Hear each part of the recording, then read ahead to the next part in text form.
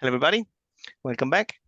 Thanks, Allan, and thanks, Giovanni, for being here today with us. Let me remind to everybody that we have a deadline today. We will host a virtual workshop for junior researchers in time series following last year's experience, and it's going to take place on April the 18th. The deadline for submission is today, but we're flexible about this. So if you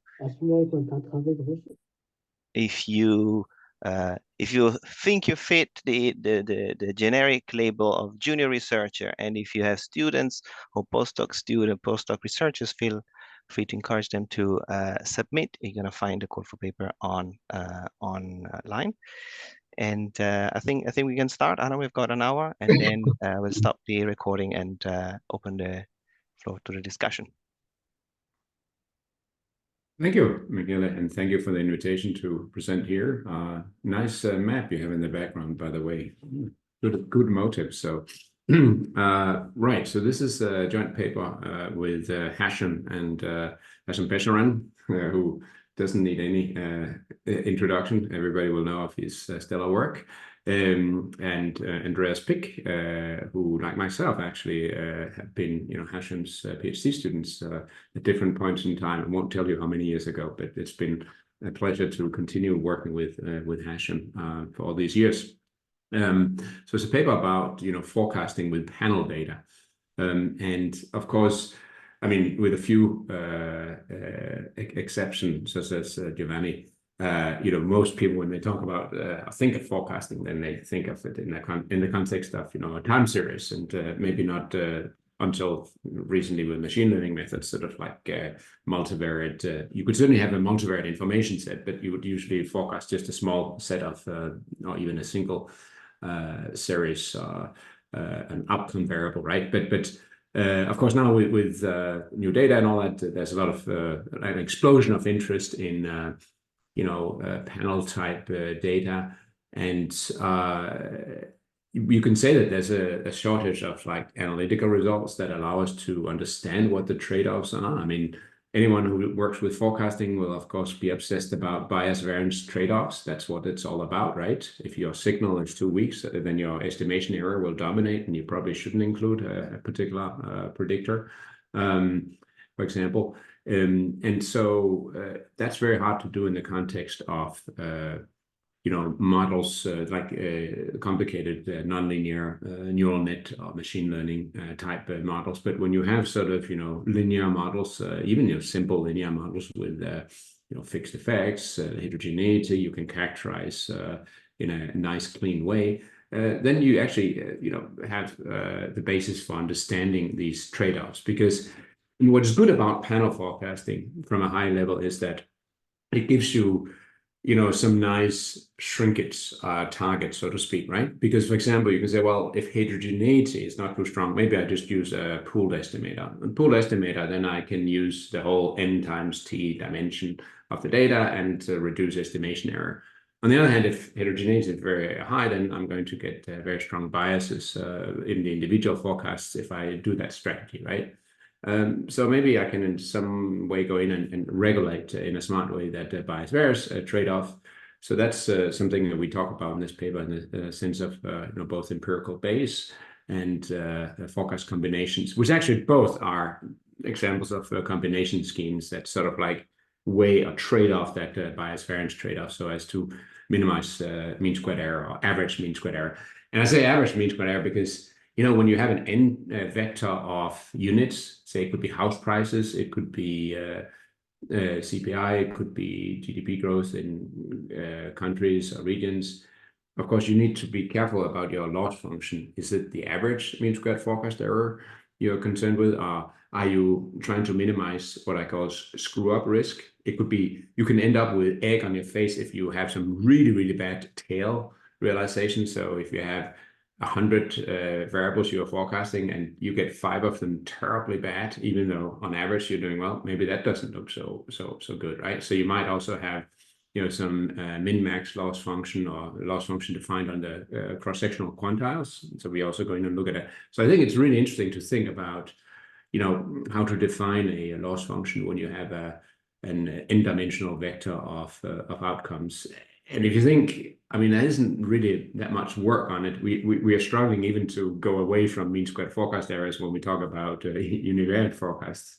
But even that, I mean, it's simpler, of course. We can have linear, piecewise linear, or linear exponential loss, so asymmetric loss. But when you have an n vector, it's harder, right? So the classical work by Mike Clemens and David Hendry sort of looked at this, you know, sort of like either trace vectors or some weighted average of MSFE. So there are various ways of doing it, right? So just saying that one of what I think is very one of the exciting research areas for those of you who are new to the profession of PhD students is actually to go in and think carefully about characterizing, you know, coming up with estimators that have nice properties defined on the n vector of, say, MSFE values, right? So we'll come to that. We'll show you some empirical results here. Okay, so when you talk about panel estimation, of course, you know, a lot of it is about, you know, inference and parameter estimation. There's been an explosion of that literature, right? Compared to that, there aren't that many papers, and I'm sure Giovanni will have something to say about that, but there aren't that many papers, nearly as many certainly in the literature on using panel data to forecast individual units. There are some exceptions. Baltagi has some very nice, he's probably the person who has worked most in it, I would say. He wrote the Handbook of Economic Forecasting chapter that you can see referenced here, yeah. And then there's some recent very nice papers by Laura Liu, Roger Moon, and Frank Schaufighter, one of them in Econometrica, which is about, you know, when you have a small t, and it's like almost like forecasting, you know, a startup. Statisticians call it a cold start problem, when you almost, I mean, it's not quite cold start because you have a small t, so it's not like you have no time series data, but a very small t, and you're estimating the parameters of a small dynamic model, say. How do you then use shrinkage methods to come up with the better estimators? And Raffaella Giacomini also has a very nice recent paper on that. And of course, Giovanni has an earlier paper in 2009, which actually also was very useful for us and very valuable for us because we're trying to sort of understand the importance of heterogeneity to forecasting performance, particularly when you sort of like consider these broad three classes of estimators. I mean, if you have a lot of heterogeneity, then the parameters, you don't want to do too much pooling or homogeneous modeling, right? And that's what I think that one of the things that also comes out of the Monte Carlo simulations. And then there's also, well, that's heterogeneous, which is a single equation estimation where you just use the t dimension but don't pool across units. And then, of course, Bayesian estimators that are, I mean, Bayesian is Bayesian. I use Bayesian estimation a lot, but because it buys you, you know, quite a bit in terms of if you have sensible shrinkage targets.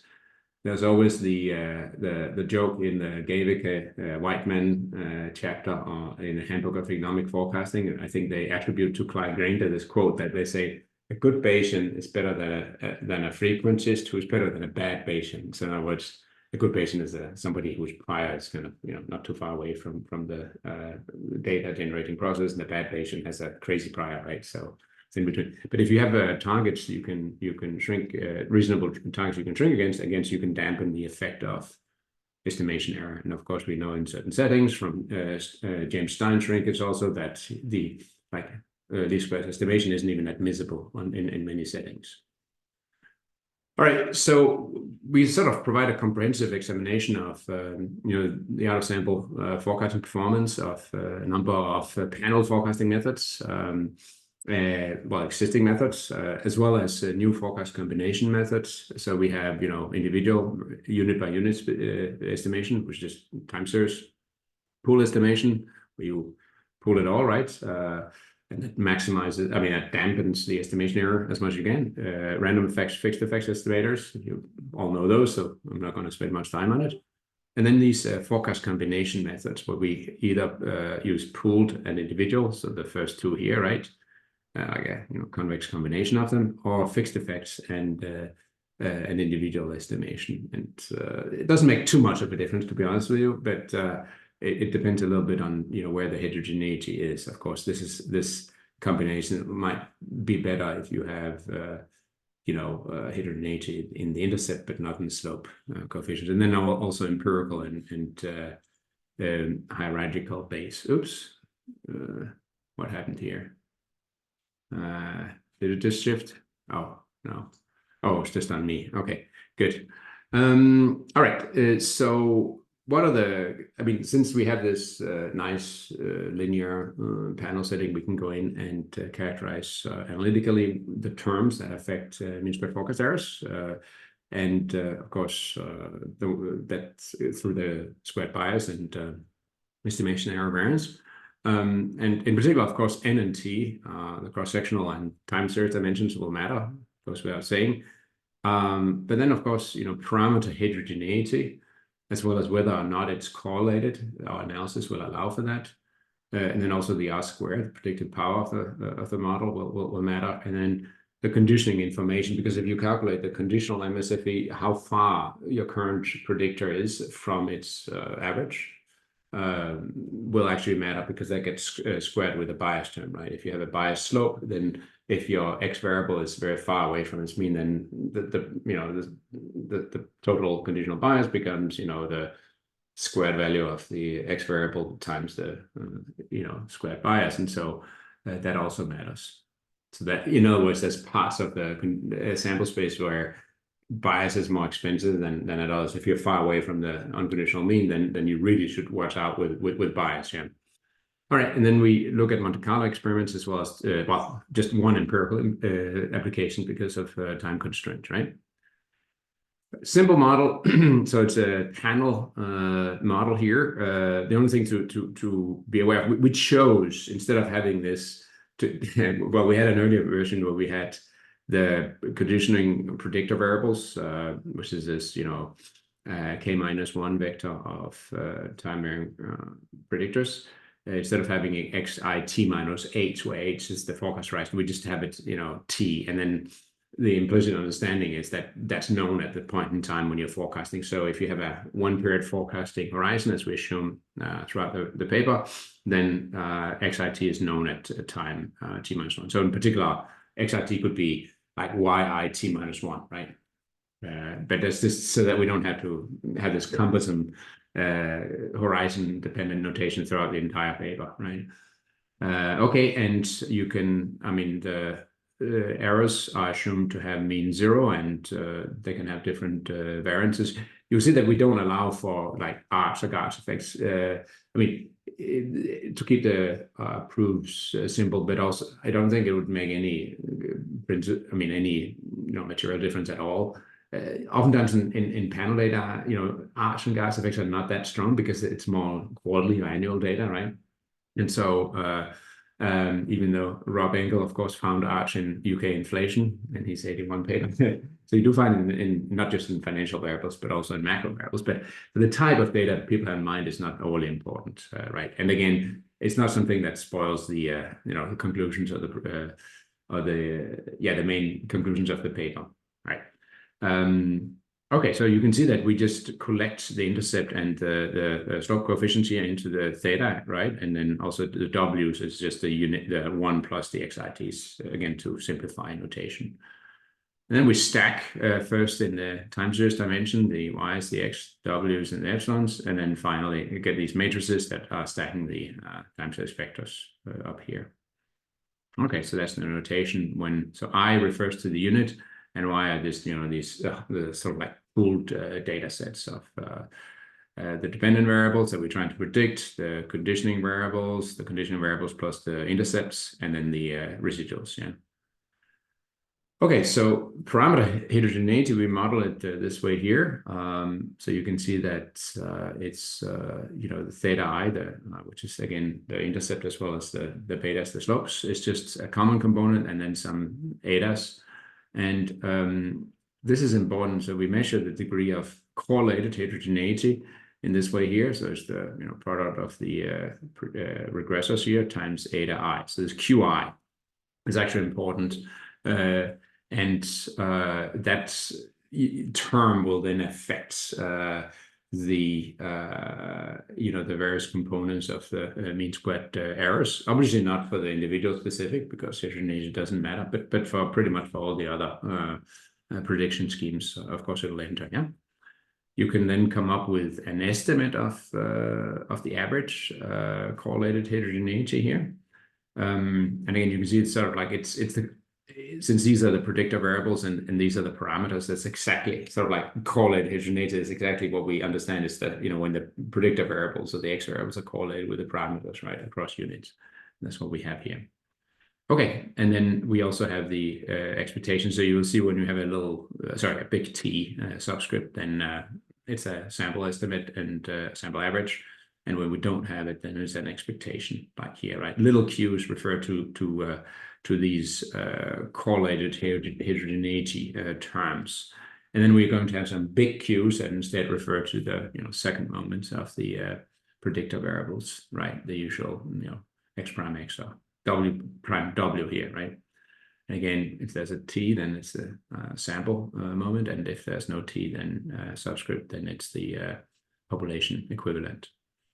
Okay, and then we also have the cross-sectional averages here. We're going to work a lot with cross-sectional averages because we're going to talk about the average. Well, the cross-sectional average mean squared forecast error. That's the object we're interested in. You can, of course, also go in and look at it variable by variable, but then you have to look at sigma squared i's and for each unit. But you can do that as well if you're interested.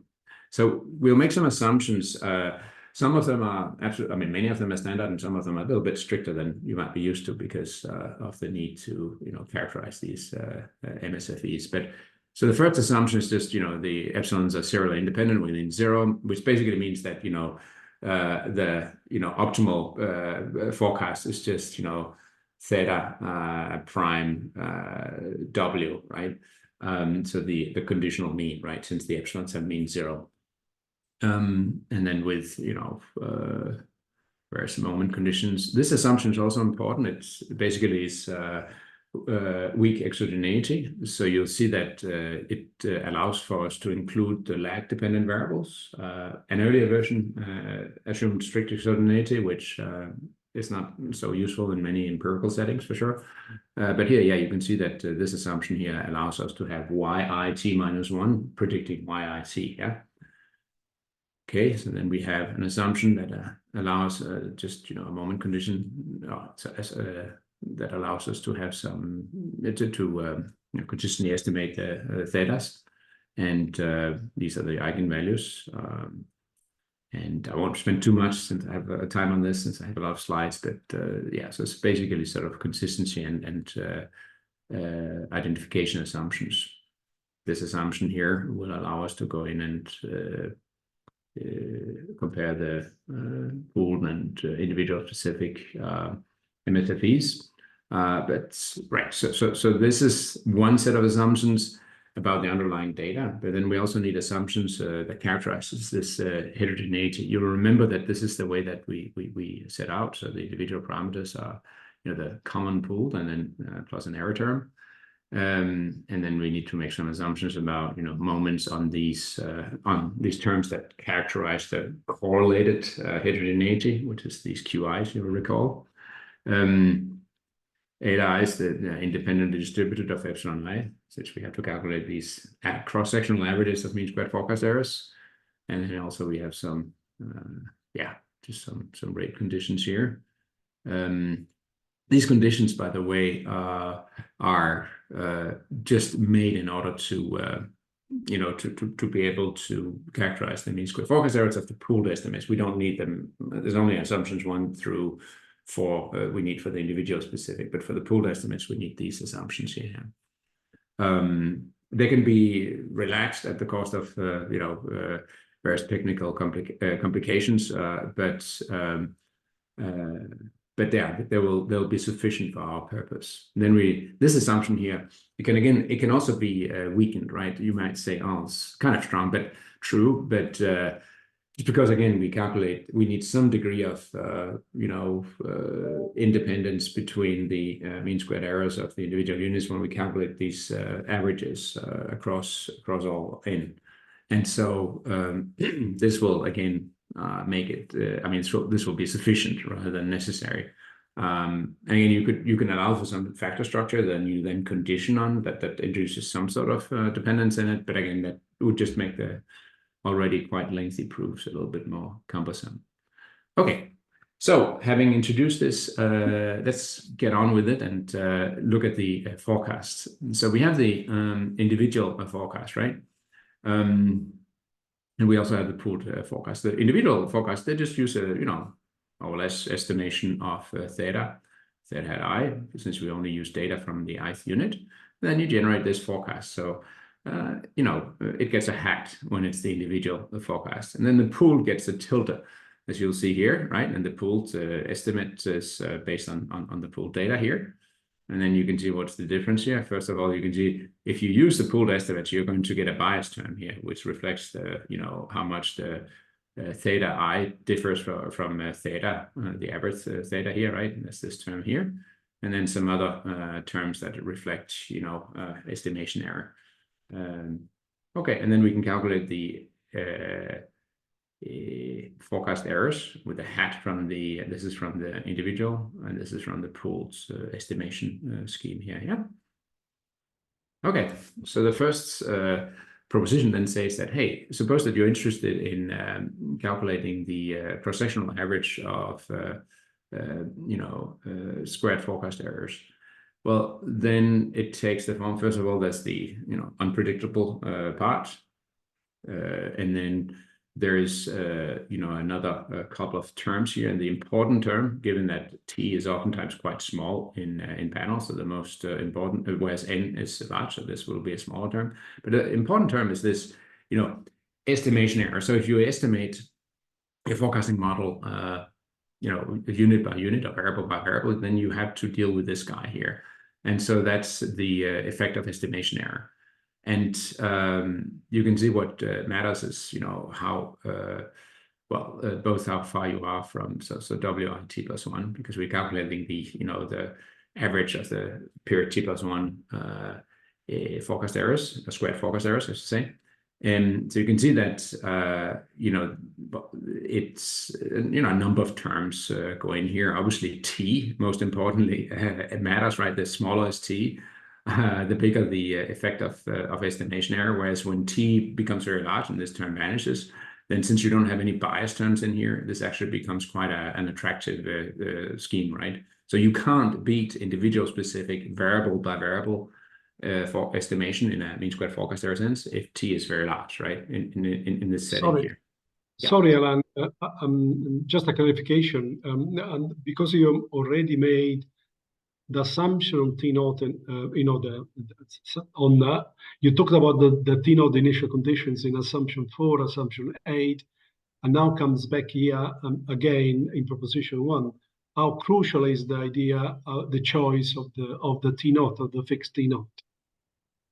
Yeah, so I mean, it is because important. you mentioned also now that you are dealing, with almost a typical panel with the small n case eventually.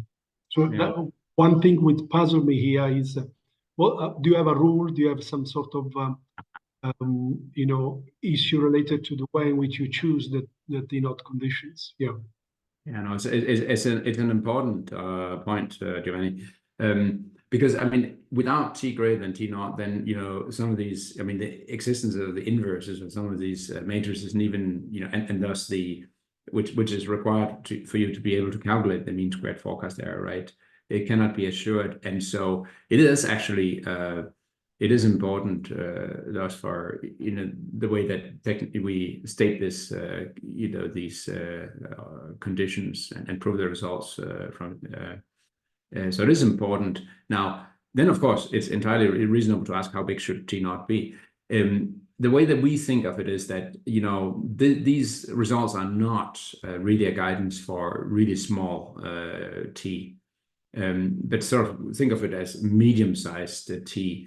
To be honest, we played around with some simulations that had down to 20 time series observations. So that's sort of like the ballpark that you should think of. But for example, if you have like 5 observations, I would your point is well taken. Then you probably don't want to play around with this. Yeah, absolutely.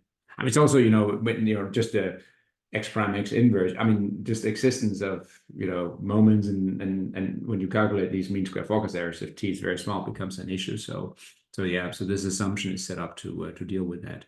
Yeah, this is an issue which will come back to the empirical applications as well, because the frequency of the data will play a role as well, because you have different degree of variability associated to the data that you are. But sorry, please carry on. No, and with others, it's good. I can imagine it becomes immeasurably boring to just listen to my monotone voice here. So feel free to jump in. No, it's totally true. And also, I mean, one thing, if anyone knows, I mean, unbalanced panel it's also really an issue, right? Because oftentimes you have units that don't have that many observations, and people tend to either do some sort of fill-in scheme or just leave them out, right? And then they maximize somehow. They cut out units so that they can maximize n times t, and then they experiment with n, where n you shrink, you throw out some units whose data series are somewhat shorter. So there's a balancing issue there as well. So no, it's definitely important. So thank you for the clarification. Think of this as being something, you need probably t greater than 20 or that order of magnitude. Yeah, absolutely. And if you don't have t that big, you might want to go more Bayesian, right, with shrinkage, I think, because then you need prior information. Your data is not so informative. That's the reality, right? So, all right. And of course, I'm not saying that just because Giovanni is at Bayes Business School, but I know that. Anyway, so all right, so but the nice thing is, by the way, here these things come out. You try to do this with a machine learning model or something, and you're lost, right? Look, I'm not an anti-machine learning guy, not at all. I'm just tired of whenever you write a forecasting paper, I guarantee you get the referee report will say, oh, but of course, if we're interested in forecasting, of course, we should have used machine learning methods. That gives me an extra gray hair. So yeah. Anyway, no, I mean, you need to be able to characterize these trade-offs, and this is the effect of the order t estimation error, right? And you can see exactly the terms that come in. If you have strict exogeneity on your predictors, you get this. You can see there's the average. So here's the sigma squared I, the heterogeneity that Giovanni was one aspect of it that he was referring to. And then again, you can see that it also matters where the WIs, the predictors, are. Okay, all right. So and this can really be important. You can see what matters for it, right? And you can also see it depends on how far you are from the usual thing. For example, if you're trying to predict coming out of COVID, where a lot of the variables are still not back to their unconditional mean, this really matters. Okay, so then what about the pooled estimator? The pooled estimator, well, here you have another term. Well, first of all, if n is large, which is oftentimes the case, right, then you still have to deal with this, which is this bias, right, a squared bias rather, and comes in there. And you can see that's going to be dependent on the correlation between the predictors and the heterogeneity. Remember, the eta i's was the difference between the theta I and theta, which is theta is the average parameter value. And so, if there's strong correlation, that will affect this term here. And this, by the way, you can show is always greater than 0, at least under stationarity assumptions. Yeah, so it simplifies to this again under uncorrelated heterogeneity, which is a little simpler too. You can see this this matrix here, omega eta. That's basically, it has the heterogeneity, it characterizes the heterogeneity in the etas. So the stronger that is, the bigger your squared bias, right? And then of course it gets averaged, because this is the sum of the cross-sectional average of squared forecast errors. All right, so yeah, forget about this because I didn't talk about fixed effects forecasts, but it is true. But yeah, so the degree of parameter heterogeneity and the matters, and also how far away again you are from your unconditional mean when you're predicting, and then you can see that correlated heterogeneity also matters. You have these two terms. All right, so basically when you're talking about pooled versus variable by variable estimation, you're talking about, in some sense, comparing these two terms, right? And so we can actually go in and then compare directly by calculating the difference between the cross-sectional average forecast errors for the pooled versus the individual specific as a divided by the individual specific MSFEs, the cross-sectional average of it, and you can see how that depends on this. And in general, you will not be able to say whether if this variable, this expression here, if it's positive, it means that the pooled errors have a higher cross-sectional MSFE than the individual specific, so that's bad for the pooled. But if it's negative, it's the other way around, right? And in general, you cannot say which term will be biggest. You can certainly, well, if you take limits, you can. So, for example, if you let just t be finite and let n go to infinity, then you get to this setting here.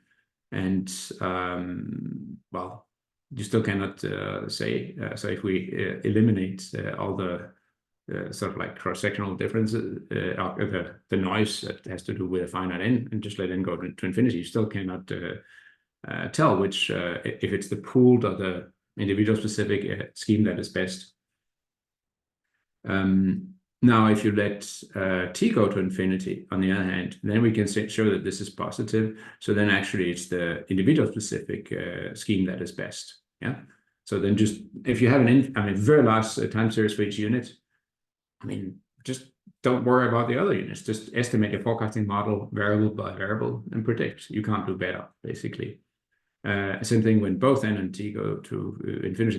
Because if you were to pool, you risk getting biases, right? So unless you know that everything is homogeneous, you wouldn't want to use the panel dimension, right?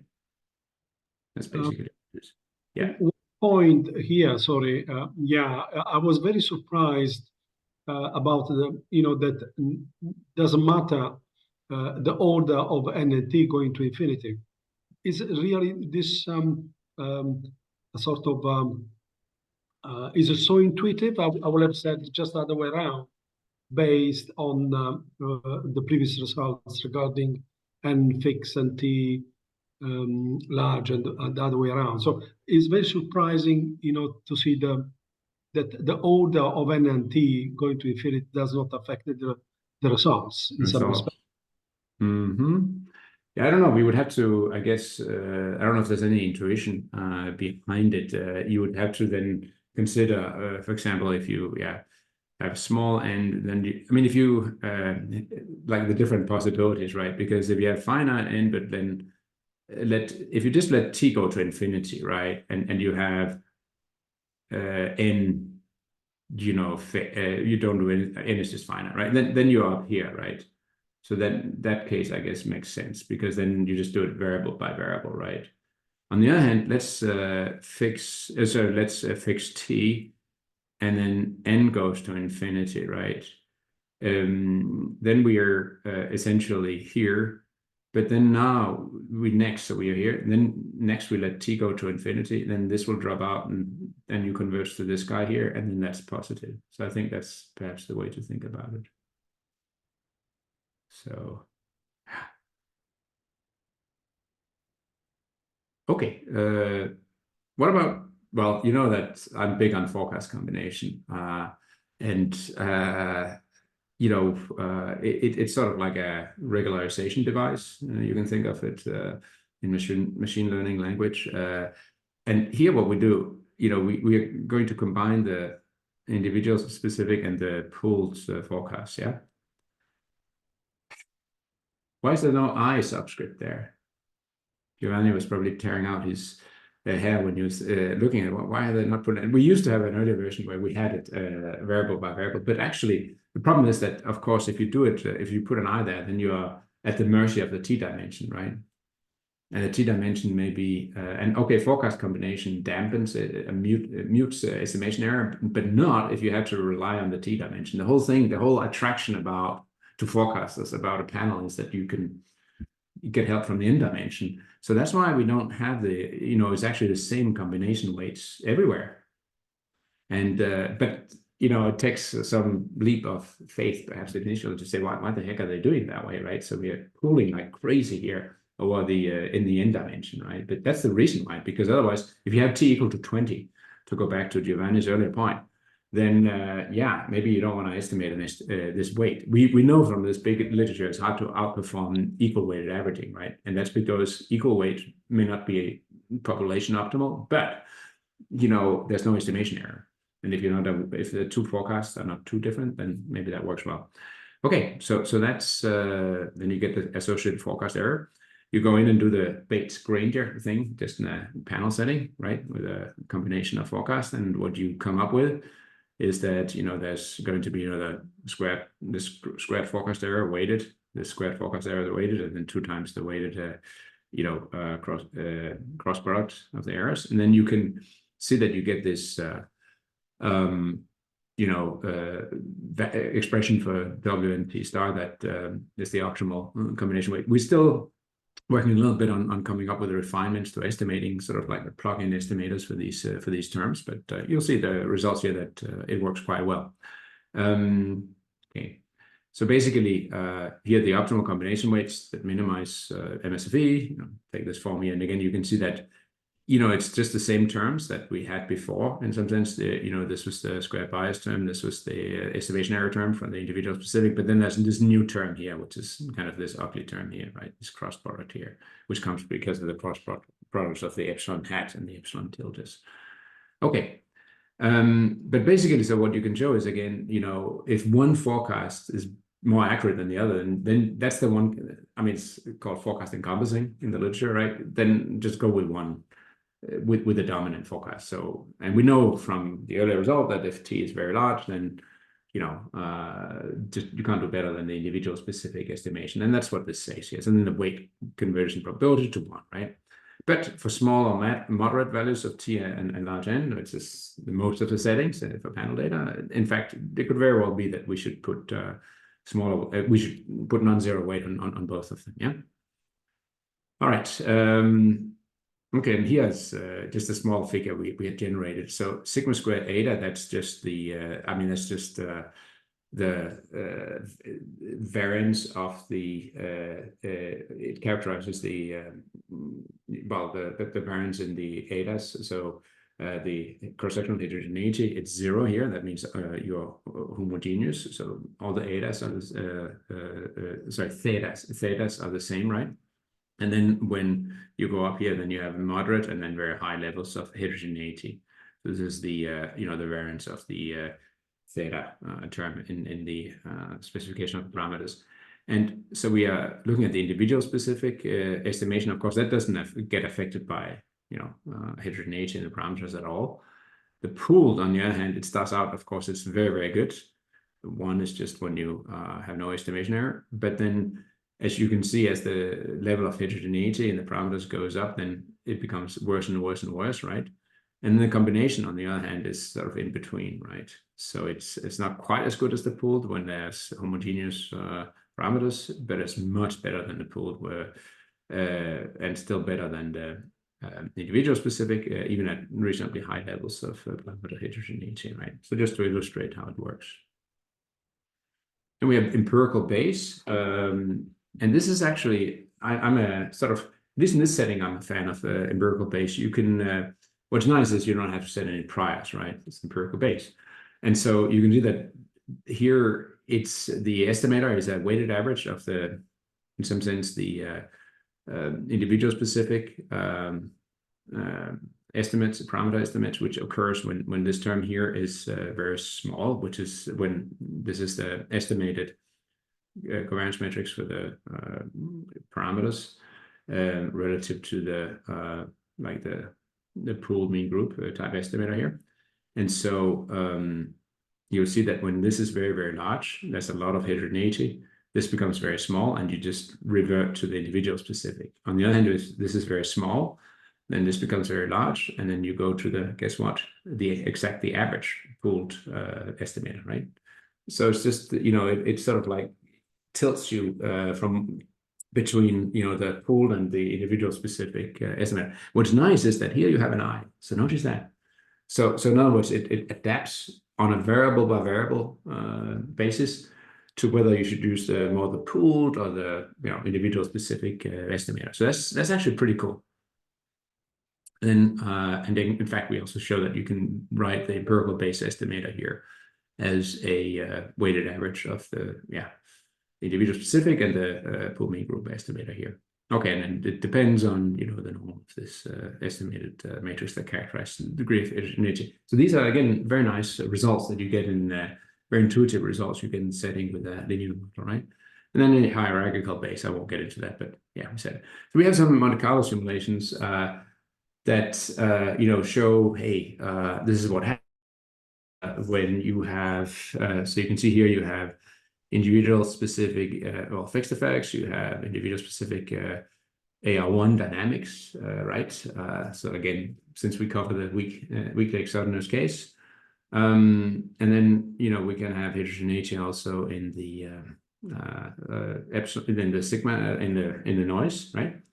And you can see here that the alpha i's, the fixed effects are drawn from this normal distribution, and the rho i's are drawn from. I mean, we don't want an explosive process, so we control that through this A rho. So you can see if A rho and sigma squared alpha is 0, then you have homogeneous parameters. If I allow A rho to be non-zero, then I start getting heterogeneity in the dynamics here, and then with sigma squared alpha, I get heterogeneity in the fixed effects. And then we also introduce an additional regressor, XIT, so as to also be able to allow for correlated heterogeneity between XITs that depends on this parameters and gamma I, or between these coefficients here and the variable here, and then alpha I. So we have some specifications that go in and do that. So we check. We control the correlation between XIT and gamma I through this parameter here. How do we? Sorry, I'm skipping over a little bit, so I have more time for the empirical application. How do we characterize the performance? Well, we look at the relative mean squared forecast error across Monte Carlo simulations, which is big R. The number of simulations was 10,000, except for the empirical hierarchical base. That's a bit more time consuming. So there we have 500. Simulations, and then big N is that's one of the variables that that's the cross-sectional dimension, right? And we vary that as well. And then we also look at the quantiles of this distribution of relative. You can see it's a relative mean squared forecast error, right? Our ref is the reference model. That's always going to be the unit, the variable by variable forecasting model, where you don't use the N dimension. So basically, whenever this number here is less than 1, that shows you the benefits from the panel dimension, from exploiting the panel dimension, not just relying on the t, the time series dimension. Yeah. So we want a bunch of numbers that, as far below 1 as we can, if we want to demonstrate the value of panel information, right? And this is probably very small on your screens, but basically what it says. Here we started with the first scenario, which this is A rho and sigma squared alpha.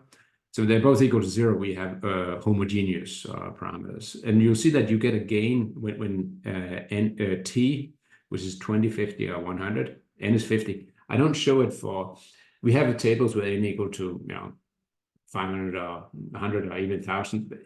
Honestly, the n dimension is not so important once you even have 50. The t dimension is the one that really matters, these autoregressive models. So you can basically get up to like 15% gain from using pooled versus variable by variable estimation in that setting when t is 20. And you'll see that when t is 50, it's down to only a 4 or 5% gain, and then it's 2% gain when t is 100. So this is the result, right? And when t goes to infinity, just do it variable by variable, right? But you'll also see that pooling really hurts you when you have a lot of heterogeneity, right? Look, then you get MSFE losses of like 50%, right? So pooling is a very bad idea if you have a very heterogeneous panel, right? Random effects works well when you just have heterogeneity in the intercept, which is the setting here.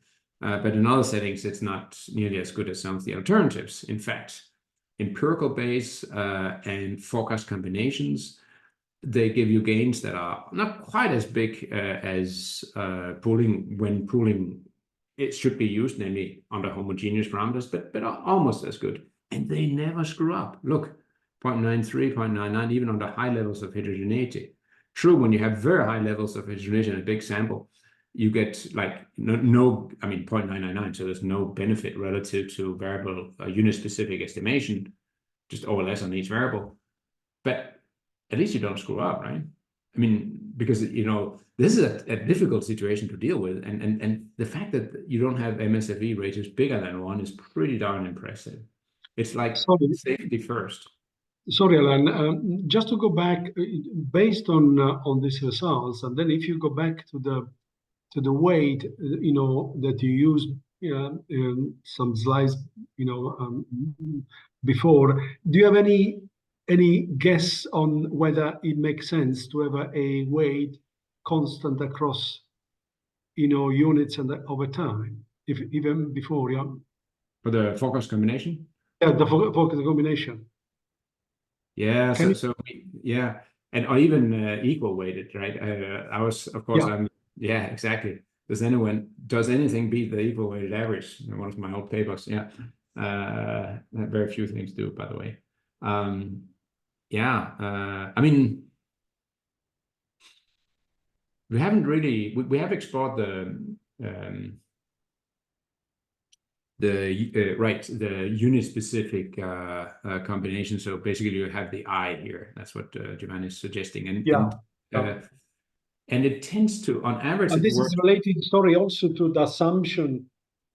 Assumption, I think 9, which is also mentioned in the comment in the chat, I think, which really looks at sort of a very strong assumption on the way in which you assume you assume the behavior of the units over time. I mean, well, it's I thought when I read the paper first time that maybe some feedback from the Monte Carlo on the way in which the weight omega is can be inserted in your theoretical framework could be interesting to essentially to explore, but just an intuition at the moment. Yeah.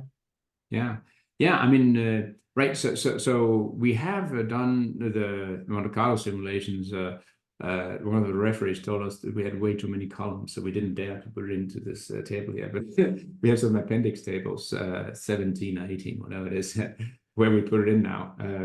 But yeah, and I think they tend to do reasonably well, as you would expect, when you have very high levels of heterogeneity. Then because then pooling shouldn't be such an attractive option. But another, like if you're down here in the first 2 or 3 rows, then it does worse than these pooled estimation weights. In particular, when when T is small, because the problem with the WIs is indeed then T small, then you don't have much data to estimate. And what happens is also your convexification scheme. So whenever you get a value of omega hat outside the 0-1 interval, what do? Well, you take your coffee cup or your hammer or whatever, and then you knock it back into the 0-1. And a lot of work by Frank T-Bowles and others have actually shown that it's a pretty smart thing to. I mean, it works really well. That the Bates-Granger constraint, where you sort of like have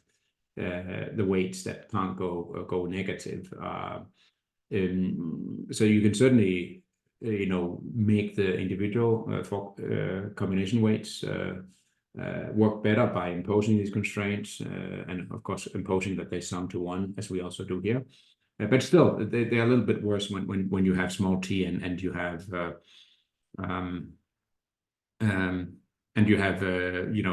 relatively little heterogeneity, because then cross-sectional pooling should work, right? So on average across all these different cells, we found that actually pooling worked for the focus combination weights. Actually works better. But yeah, the t dimension is an interesting one, right? Because maybe, I mean, it corresponds to maybe what you have in mind is something like a rolling estimation window or something like that, right? And you could definitely go in and definitely a time varying structure, something like this. Yeah, right. Yeah. it's just hard to come up with something that works, as you know. I mean, there has been, yeah. I mean, there was a econometric theory paper about, using some clever adaptive weighting scheme. I forget the acronym. They had a cool acronym for that. And so there are various methods there, but then they also depend on hyperparameters in terms of how adaptive you want it to be. So I like the thought. It's just and of course then proving analytical results is really hard because you don't have consistency right there. In this case, when you have some sort of weighting scheme. But yeah, I share your intuition for it. By the way, we also tried equal weighting, and equal weighting really is afterwards I sort of after seeing the result, I said, well, I could have told myself, but equal weighting sucks when one of the models is better than the others. In other words, if you're down here in the left corner or in the right corner up there, right? So basically, if you're here, then you should just use pooling. If you're here, you should use individual specific. And then you don't want to put 50% weight, right? You want to put like 90-10 in those corners, right? And so, so equal weighting is actually not a good idea in many of these settings here. Sorry, guys, to disappoint those of you who are, well, actually, why does equal weighting work so well empirically? It's because forecast error variances tend to be very homogeneous. I mean, there aren't any models that are obviously much better or much worse than others, provided you have done some reasonable trimming, right? All right. So we also, look at the case with correlated heterogeneity and show that it also matters. But let's go to the right. So basically, what we find is pooled estimation works best only when you have homogeneous parameters, and when you have quite a bit of heterogeneity, then it's actually a dangerous strategy. I think that's also consistent with Giovanni's earlier 09 simulations. Now, the rational expectations, right? The random effects, that was for another paper. Random effects forecasts work best with, just modest heterogeneity in the intercept and small t. Other than that, there's not much, well, and it's also, by the way, generally better than fixed effects when it comes to forecast accuracy. And then forecast combinations and the empirical base work very well. I mean, hands down. As you'll see also in the empirical application to house price inflation, which is next here. US metropolitan states, we also have an inflation forecasting example there, but I'm forbidden to tell you about that after presenting the paper at the Federal Reserve. Just joking there. No, but I think they were interested certainly also in that. It's the CPI sub indices there. So, all right. And again, we sort of look at mean square forecast errors on average. We also look at how many across all these n units or variables, which model has the very best or the lowest mean square forecast error. And we also look at where it says, the smallest or largest values here. Yeah. Sorry, this is actually, the proportion of cases where a particular approach produces the smallest or the largest mean square forecast error. And this is the proportion of cases where it beats the benchmark, which is the unit specific no panel information forecast. So quarterly data across a little less than 400 US MSAs or cities, 160 quarters. We use 80 quarters as an out of sample forecast window, and forecast one step ahead. And then we use so big T here is 60 for our quarterly, and then you'll see that we have it's like a spatial panel model where we have the autoregressive component here, and then we also have a sort of like a nearby weighted autoregressive component here, sort of like a regional and a country. It's almost like a factor. You can think of it as a countrywide factor component here. Okay. And we consider two models with and without these sort of like spatial components here. And what you'll see, remember so this is the first line is just the actual mean square forecast error. And then you have the frequency at which a model produces the smallest mean square forecast error. So the individuals is roughly 6%. And then the frequency where it produces the worst outcome, 60%. I mean, that always, and this sums up to 100, right? So that's bad. It tells you that it's very noisy, even with 60 observations here. The individual specific house price forecasts are not good. You need panel estimation, right? Pooling, you can, these are ratios. So 1 minus this number tells you how much you lower your mean square forecast error. So roughly by 3% here. Down here, it's by 4% or so, right? But you can see all of the methods do that. And then they up to 87% of the cities, you get lower mean square forecast errors when you use, say, empirical Bayes or forecast combination, about 2/3 if you use the other methods here. And you can see this is the percentage of cases where you have the very best model. So empirical Bayes is like 12, fixed effects 21. Pooling is not bad, right? But then you also have a 20% chance of being the worst forecasting model. So these are kind of balanced out. On the other hand, if you look at empirical Bayes and combination methods here, look close to 0, right? So they're essentially never the worst forecasting model across any of the, almost 400 cities, which is very strong, right? If I was a portfolio manager and I don't like to see bad performance at individual units, right, then this approach here stands out to me from a risk perspective. And you can see when we look at the quantiles of the ratio of mean squared forecast errors at the level of the individual cities, you'll see that, well, look, even here in the 90th, so at the 1 percentile, you can see these are the gains, right? So we just look at that. So 15%, 10%, and so forth, right? And the pool looks very good, but then look at how bad it is at the 99th. It's like 20% worse. Whereas if you look at the empirical Bayes and the combination, even at the 90th percentile, so for 90% of the cities, you're basically as good, you're performing as well as the unit-specific forecasting model. This is essentially one, right? And when you perform bad, you're talking about 3 to 6%. Versus gains of quite large of 10 to 13%. So clearly, from a risk perspective, cross-sectional risk perspective, if you don't care just about the average MSFE across the 400 cities, but actually you care about individual cities, you know that if you predict house prices terribly for Pittsburgh, the Pittsburgh Daily Times news reporter will be on the phone complaining to you. Right. So if you want to avoid that scenario, then you can use one of these methods. And here, basically, these are densities of ratios of MSFEs. And what you see is that the methods and you want to be less than 1, so it's measured relative to the unit-specific forecast. The bad ones here is basically, pooled random effects, fixed effects, whereas you can see the much denser, plots here for the empirical Bayes and forecast combinations, right? So basically, what we see is that these forecast combinations and empirical, and to some extent hierarchical Bayes, hierarchical Bayes is much more time-consuming to calculate, and it actually performs worse than empirical Bayes, at least in these applications.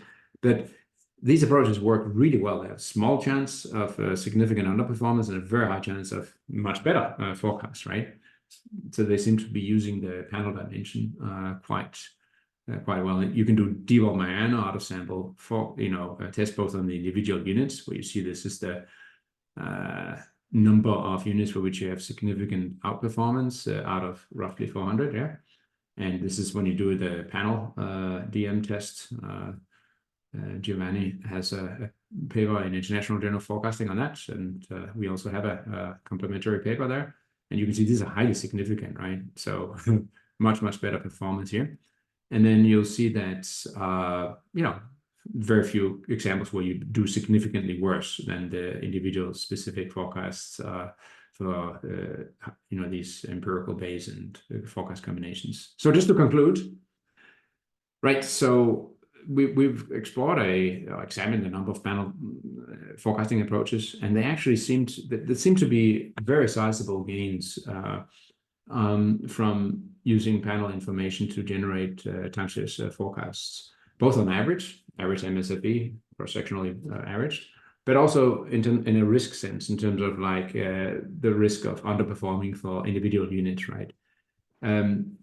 Pooling, on the other hand, is risky, because if you have a lot of heterogeneity, we have in an earlier version, we had a pretest where you would go in and the pretest for whether you should use pooling or individual specific estimation, and that can help you, because if pooling is bad, it'll tell you that test. But there are limits. You can't actually do better if you have a pretest, you can't do better. It's hard to do better than either individual specific or pooling, right? Whereas with some of these combination or empirical based methods, you can actually do better because you adapt on the weighting to which of the approaches to use. Okay. Now, of course, disclaimer, it's not the case that one approach is uniformly better than others, right? But it's pretty close. If you look at the Monte Carlo simulations and empirical applications, I think you do have some clear winners, namely that, you know, both looking at average performance and looking at tail performance, the empirical base and forecast combination methods are, you know, certainly the most attractive forecasting methods to use. And so the conclusion is that panel forecasting is an exciting area to be working on because it gives you some natural shrinkage points, shrinkage targets. It gives you some natural ways to adapt away, you know, the kind of like individual specific versus pooled estimators, such that you adapt to the level of heterogeneity in the data. Giovanni's suggestion of maybe trying to do that in a time varying way is a good one, and we're not doing that here really, but that would actually be an exciting research agenda, I think. Thank you. Thanks, Allan. And